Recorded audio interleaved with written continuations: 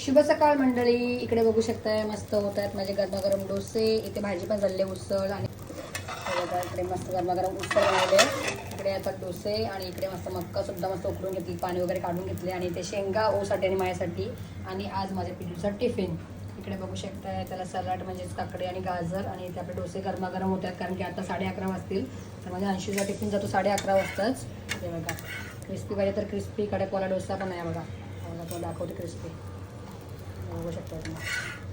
असे माझ्या अंशूला मी टिफिनमध्ये गरमागरम डोसे देते बघा. त्या मंडळी गरमागरम डोसा खायला बघा माझ्या अंशूला कसे मी डोसे बनवते टिफिनसाठी आणि माझ्या अंशूला खूप जास्त आवडतात ते मंडळी. बघू शकता तुम्ही डोसे मस्त गरमागरम डोसा डोसा खायला या. वाव, गरमागरम डोसे मंडळी.